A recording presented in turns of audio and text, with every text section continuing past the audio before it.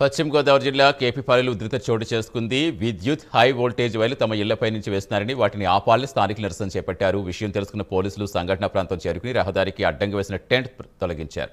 నిబంధనల ప్రకారమే విద్యుత్ లైన్లు వేస్తున్నామని విద్యుత్ శాఖ అధికారులు తెలిపారు. దీంతో విద్యుత్ లైన్లు నిలిపేయడం కుదరదని తేల్చి చెప్పారు.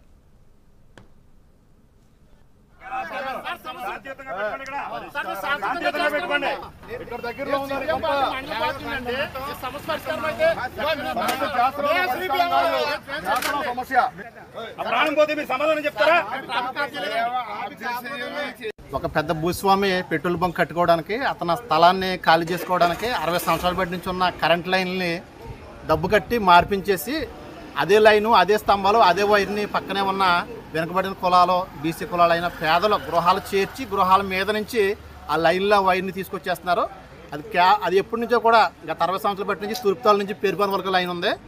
కానీ ఆ లైన్ అంతా మార్చుకోకుండా కేవలం 4 స్తంభాలు. మాకు రోడ్డు పక్కన పొలం ఉందండి. ఆ పొలంలో నేను కరెంట్ స్తంభాలు పాతేస్తున్నారండి. మాకు ఏం చెప్పలేదండి, పేపర్ కూడా ఇవ్వలేదండి. మేము ఇల్లు కట్టుకోవాలండి. మరి ఇలాగైతే ఎలాగండి, మరి మాకు ఇబ్బందిగా ఉంది కదండి. మరి చెప్పాలి కదా, న్యాయం చేయండి. మరి స్తంభం మీద ఇట్లా అయ్యా తీసేసి ఏరే పాతుకుంటాం మంచిదానండి మా ఉద్దేశం. మేము అది అడుగుతున్నాం, మాకు మేలు చేయమని మీ అందరినీ కోరుకుంటున్నాం. ఎందుకు మారుతున్నారండి?